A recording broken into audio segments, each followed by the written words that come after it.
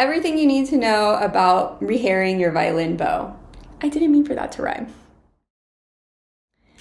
If we haven't met, hi, I'm Megan. I'm a violinist and teacher. I've been playing the violin for over 20 years. I have my bachelor's and master's degrees in violin performance, and I'm Suzuki trained.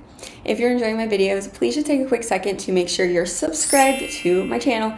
It's easy, it's free, it really helps me out. And if you're interested in working with me, you can check the description for a private lesson application.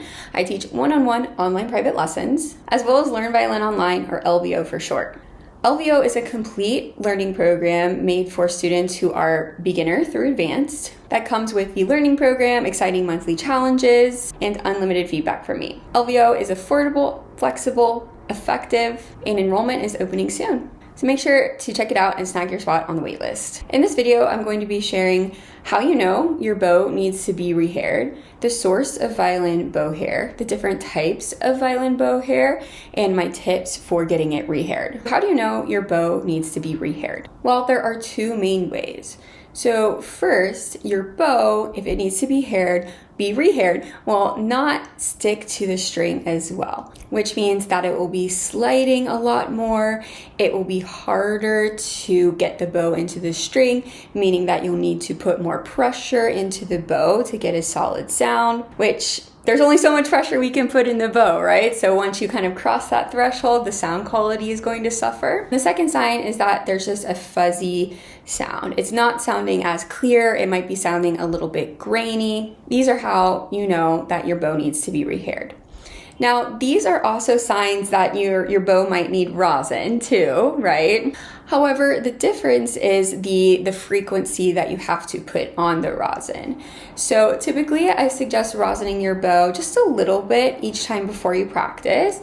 If you don't play a ton, maybe like less than 30 minutes a day, you could probably rosin every 2 to 3 days. But if you're finding that you're having to put more rosin on your bow, so maybe like 4 or 5 swipes rather than 1 or 2 swipes, or you're having to put more rosin on more frequently. So if you were putting it on every 3 days and now you're putting it on every day, or having to stop mid-practice session to put it on, these are all signs that your bow needs to be rehaired. Our bow hair also gets very dirty, or it can get very dirty at the bottom of your bow, and I will show you mine. Don't judge, but I desperately need a rehair, so I think it's a perfect example for this video.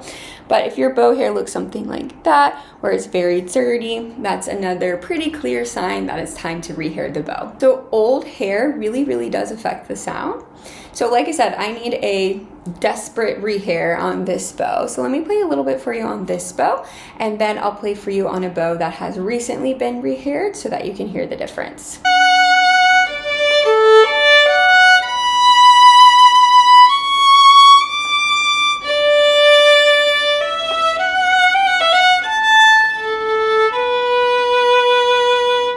Also finding this bow is sliding a lot more, and I have to put a lot more rosin on it. So yeah, it's definitely time for a rehair. Versus this bow, which has recently been rehaired.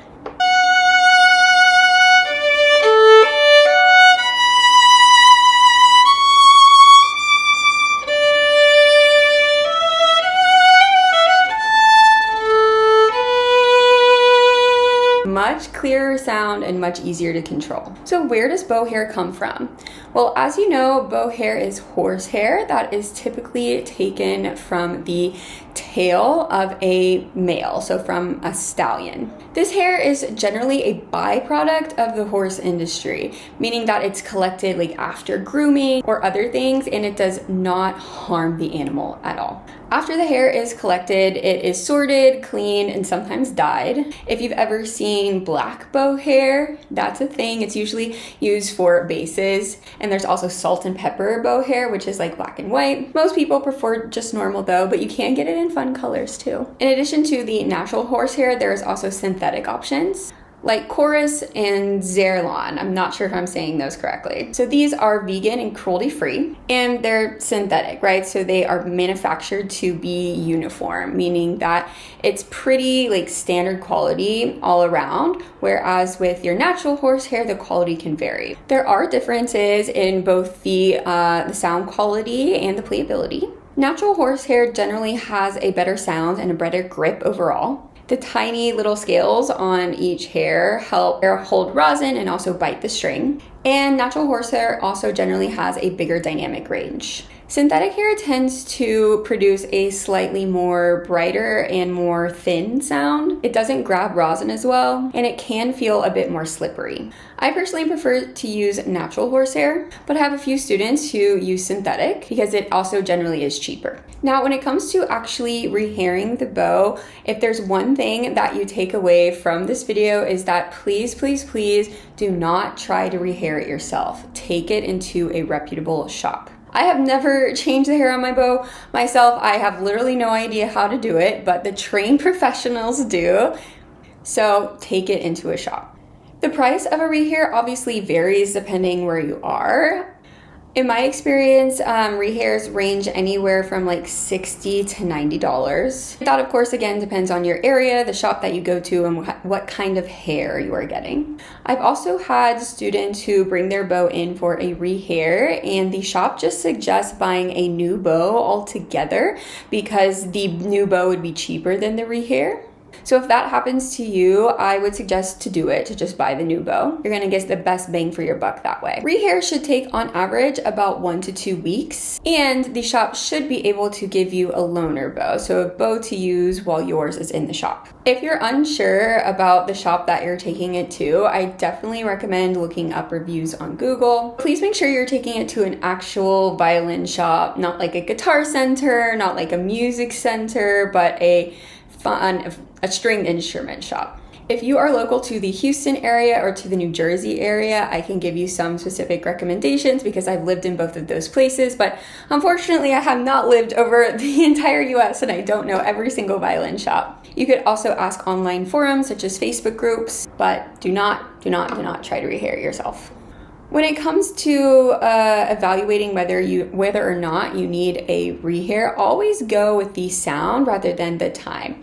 So a general sense is you should rehair your bow about every year. If you're a professional player playing a lot, you probably are going to want to rehair every 6 months. But again, that's like a basic guideline. Always go with how it feels and how it sounds rather than how long it's been. So now you know when you need to rehair your bow, the differences between the two types of bow hair, and the process for getting your bow rehaired. If you have any questions about bow rehairing, leave them in the comments. Make sure you're subscribed, and thank you for watching.